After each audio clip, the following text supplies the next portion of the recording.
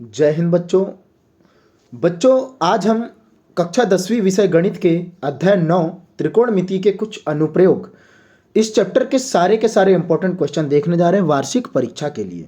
ठीक है बेटा, इस अध्याय से कुल मिलाकर 5 अंक के प्रश्न आप लोगों से पूछे जाएंगे। मतलब टोटल मिलाकर 5 नंबर का आएगा, जिसमें 1 नंबर और 3 नंबर के क्वेश्चन आपके शामिल रहेंगे। ठीक है, तो आप लोग क्या करेंगे, मैं जितने क्वेश्चन आप लोगों को यहाँ से बताऊंगा उतने ही क्वेश्चन आप लोगों को एग्जाम में पढ़कर चले जाना है बेटा। आपका पेपर बहुत ही शानदार बन जाएगा।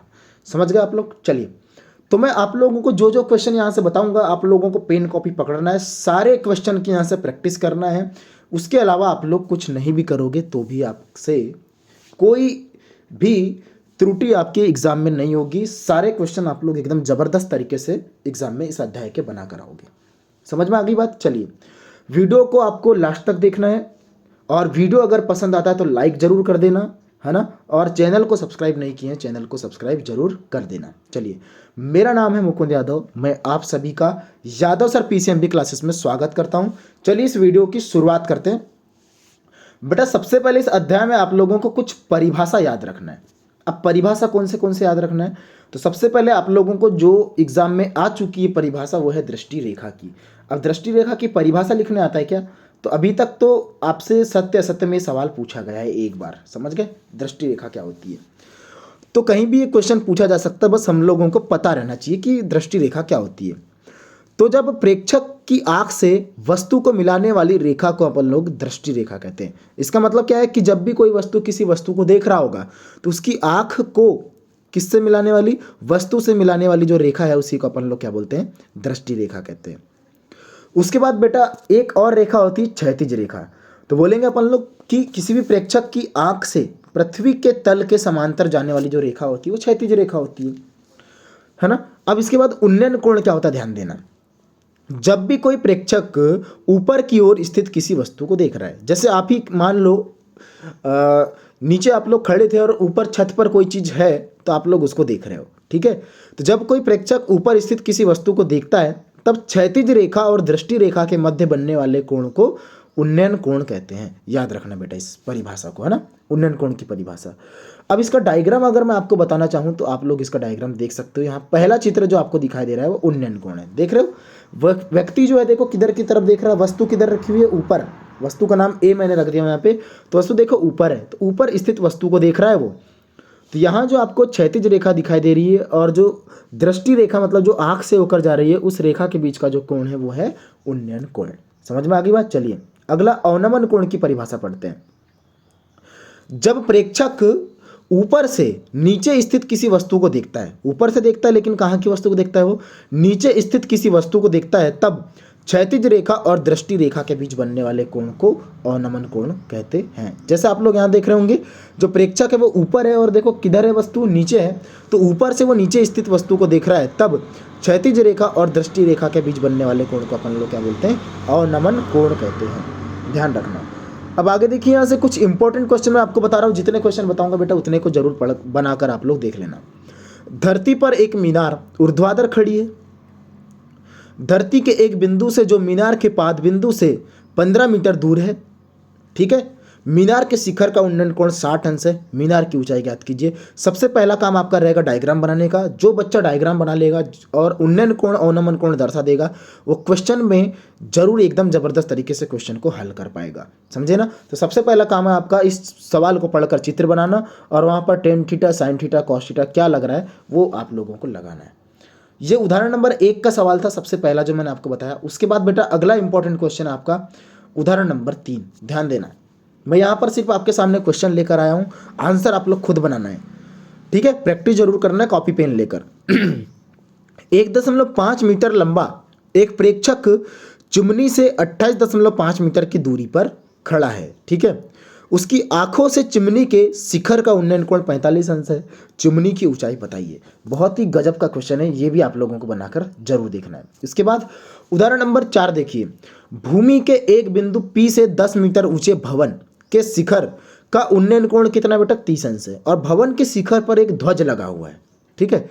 और P से ध्वज के शिखर का उन्नयन कोण 45 अंश है। ध्यान देना, भवन के शिखर का उन्नयन कोण कितना है? 30 अंश है। और ध्वज के शिखर का उन्नयन कोण कितना है? 45 अंश है। तो आपको ध्वज दंड की लंबाई ज्ञात करना है और पी बिंदु से भवन की दूरी भी आपको यहाँ पर ज्ञात करना है। और वहाँ इस सवाल में आपको कर्णी तीन अगर आपको देखने मिलता है तो वहाँ पर आप लोगों को उसका मान कितना रखना है?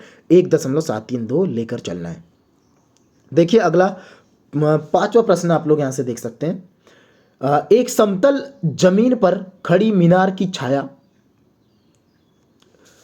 उस स्थिति में 40 मीटर अधिक लंबी हो जाती है।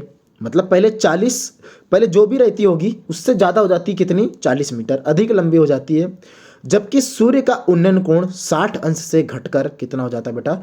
30 अंश हो जाता है। अर्थात छाया के एक सिरे से मीनार के शिखर का उन्नयन कोण 60 अंश है ना। डीबी जो है वो छाया की लंबाई यहाँ पर चित्र दिया हुआ था, जबकि उन्नयन कोण का मान 30 अंश है। मीनार की ऊंचाई ज्ञात कीजिए। बेटा इस सवाल को समझो, चित्र बनाओ और एकदम तरीके से सवाल को हल कर दो। समझे क्या? ऐसा है। तो इसका मतलब ये है कि पहले 60 अंश उन्नयन कोण बन रहा था। ठीक है बेटा, उस समय छाया जितनी भी लंबी रही होगी कुछ मान लेना उसको आप लोग। फिर जैसे ही उन्नयन कोण का मान 30 अंश होता है तो उसकी जो छाया है वो 40 मीटर अधिक हो जाती है। तो यहाँ पे 2 त्रिभुज बनेंगे, है ना। तो पहले आप लोग जो भी त्रिभुज लेना है ले सकते हो और फिर आप लोगों को हल करना है।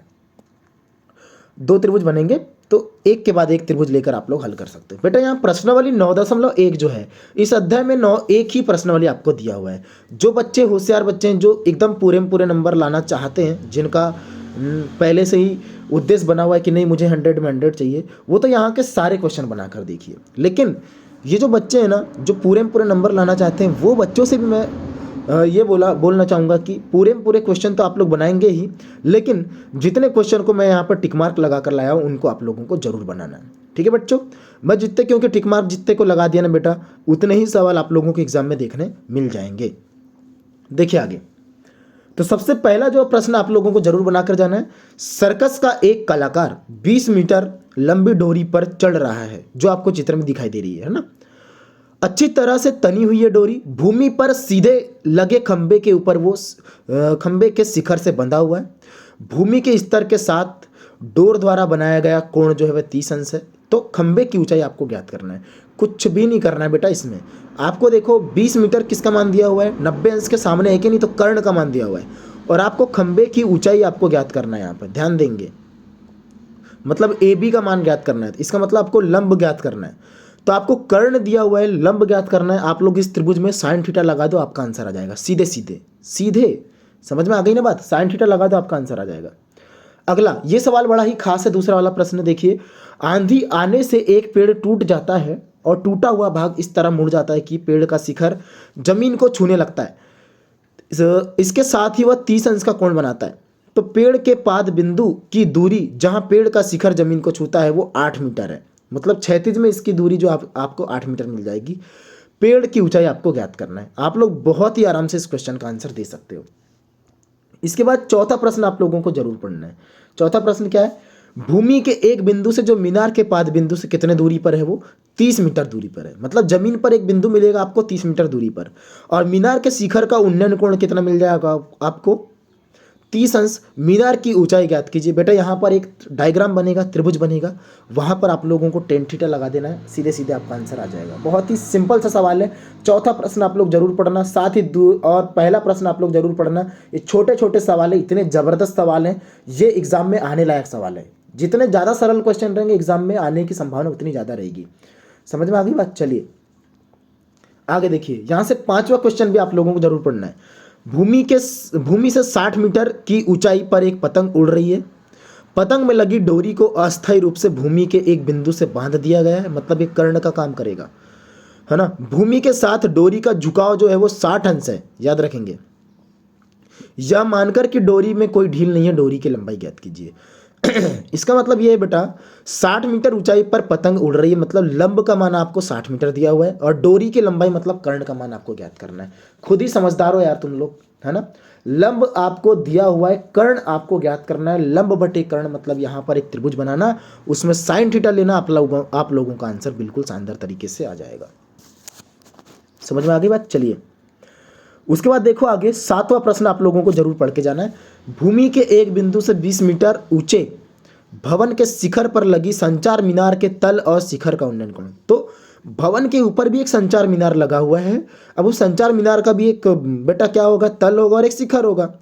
तो ये बोल रहा है कि तल और शिखर का उन्नयन कोण 45 अंश और 60 अंश है ना। यहाँ पर दो त्रिभुज बनेंगे, याद रखेंगे। मीनार की ऊंचाई ज्ञात करना है, तो दोनों त्रिभुज के माध्यम से आप लोगों को मीनार की ऊंचाई ज्ञात करना है। चलिए, यहाँ पर और भी प्रश्न है, लेकिन मैं आप लोगों को केवल इतने ही प्रश्न की सलाह दूंगा। इतने ही क्वेश्चन अगर आप लोग यहाँ से बना गए तो आप लोगों का पेपर बहुत ही शानदार बनने वाला है। ठीक है बेटा, चलिए। तो अगर आप लोगों को वीडियो पसंद आ रहा है, अच्छा लगा कि अरे हाँ यार हमारे लिए है, ये इंपॉर्टेंट है ये वीडियो, तो आप लोग इस वीडियो को लाइक कीजिए और चैनल को अभी तक सब्सक्राइब नहीं करे हैं तो चैनल को सब्सक्राइब कर दीजिए। चलिए, मिलते हैं बहुत ही जल्द अगले चैप्टर के साथ अगले वीडियो में। तब तक के लिए सभी बच्चों को मेरा जय हिंद।